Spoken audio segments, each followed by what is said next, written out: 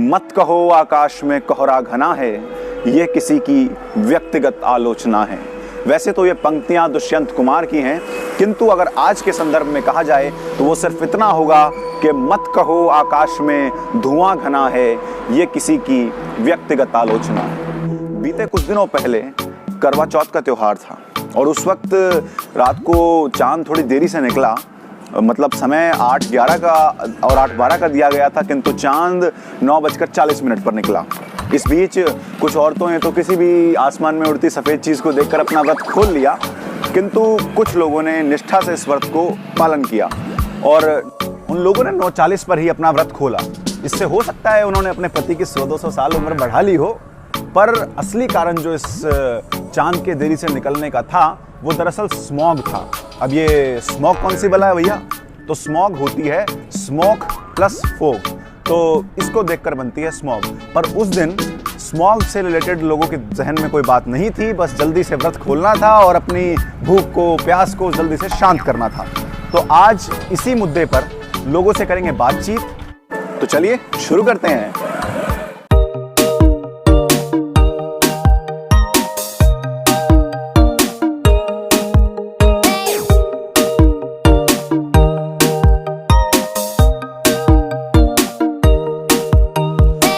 को तो दिल्ली एक सबसे ज्यादा प्रदूषण वाला शहर है, किंतु पानीपत उससे ज्यादा प्रदूषण वाला शहर है, पर इस पर किसी का ध्यान आज तक नहीं गया है। तो आज हम लोग मौजूद हैं पानीपत के दशहरा ग्राउंड में और इस वक्त आप मेरे पीछे का नज़ारा देख सकते हैं कि किस तरह से धुआं प्रदूषण इतना ज़्यादा है। और आज हम लोग शुरुआत करेंगे अपनी इस वीडियो की और बात करेंगे कुछ स्पोर्ट्समैन से। ये आप देख सकते हैं पीछे कुछ लोग एक्सरसाइज करते हुए, इधर दौड़ लगाते हुए बच्चे, आज इनसे बात करेंगे। आप एक स्पोर्ट्समैन हैं और रोज यहाँ पर खेलने आते हैं, तो क्या दिक्कतें प्रदूषण की वजह से आपको आ रही है? दिक्कत तो ये आ रही है कि हम जो रोज रेस मारते हैं, कुछ लोग तो यहाँ प्रदूषण करते हैं। मतलब आपको आंखों में जलन और घर से निकलने में? हाँ, यस।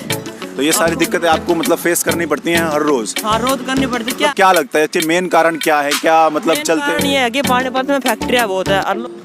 तो आज हम लोग पहुंचे हैं कुछ ऐसे जवानों के बीच में जो दरअसल सच में जवान बनने वाले हैं, यानी कि देश की आर्मी में, देश की बीएसएफ में, नेवी में ये लोग कहीं ना कहीं खड़े होने वाले हैं। तो इनसे आज हम बात करेंगे कि दिवाली पर किस तरह से प्रदूषण बढ़ जाता है, स्तर किस वजह से ज़्यादा हो जाता है। सर, हम बात सबसे पहले आपसे करना चाहेंगे कि दिवाली पर जो पटाखे बजते हैं उनके बारे में आपका क्या कहना है?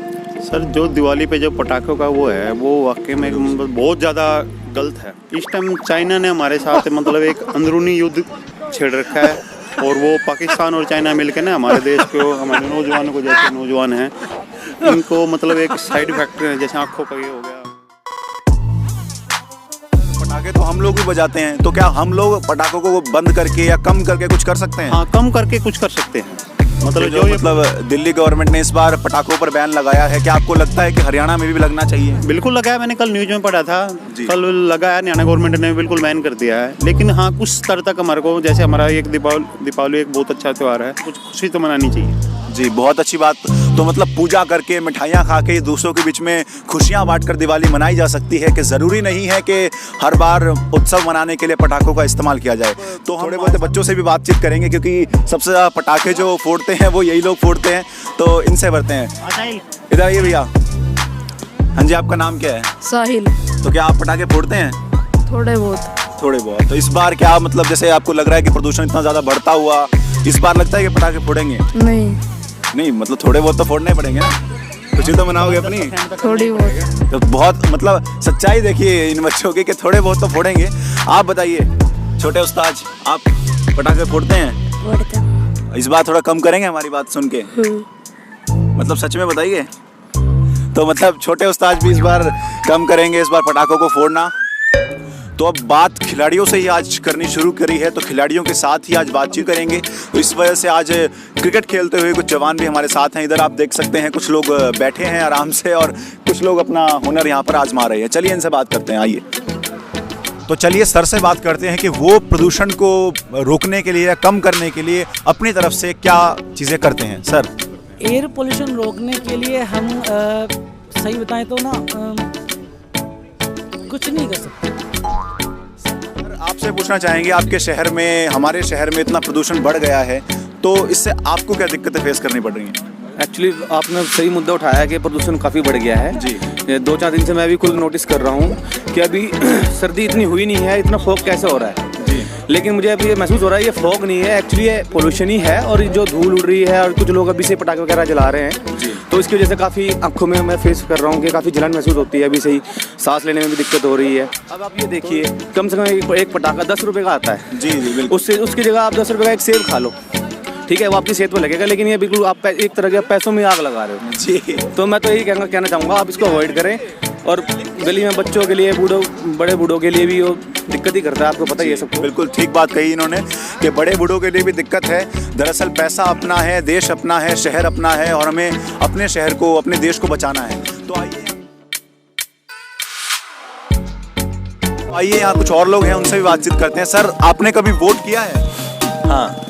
तो आपको क्या लगता है कि कभी प्रदूषण भी ये मुद्दा बन सकता है कि हम इस चीज़ पर वोट करें कि कौन सी सरकार हमें ये आश्वासन देगी कि हम प्रदूषण कम करेंगे? क्या इस पर कभी वोट करेंगे आप? Of course it should be in fact.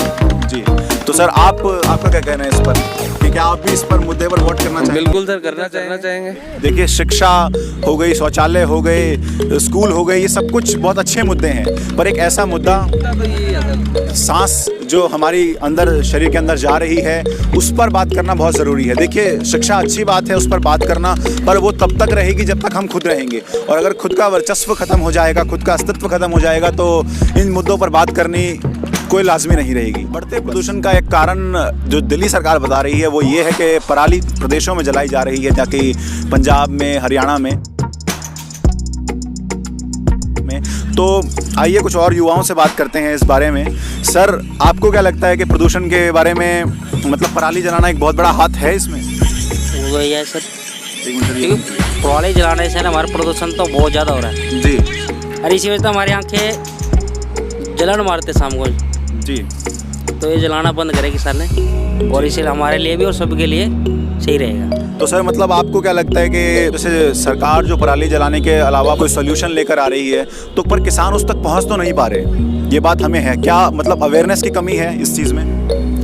Sir, awareness की तो कमी है, क्योंकि किसान भाई भी साथ नहीं दे रहे सरकार का। सरकार उनको बार बार बोलती है कि इस चीज़ को मत करो, वो दोबारा करते हैं। अब ये नहीं बताओ उसको इसी प्रदूषण में रहना है, किसान को भी जी, सभी को रहना है। पर ये बात किसान भाई मतलब थोड़ा समझें इस बात को तो अच्छा होगा, क्योंकि सांस उन्हें भी लेना है, हमें भी लेना है और एक ही समाज में हमें रहना है।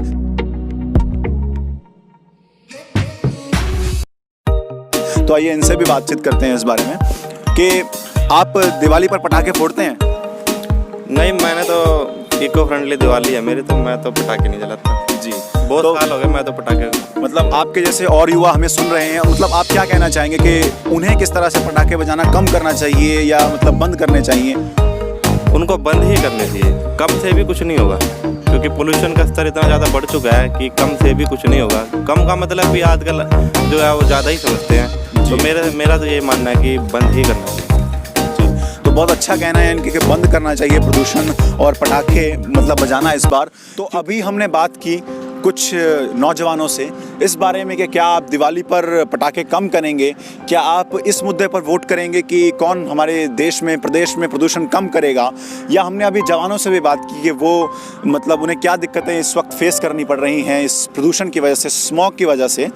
पर क्या आपका और मेरा एक और दायित्व नहीं बनता है? जो लोग इस वीडियो को देख रहे हैं या जो लोग मुझे सुन रहे हैं इस वक्त, उनका एक दायित्व बनता है कि इस बार दिवाली हो पर बिना पटाखे वाली हो। तो इसी के साथ आज की बातचीत का सिलसिला यहीं खत्म करते हैं, और आप इस वीडियो को अगर देख रहे हैं तो इस पर लाइक और एक सब्सक्राइब का बटन दबाना मत भूलिएगा। Thank you.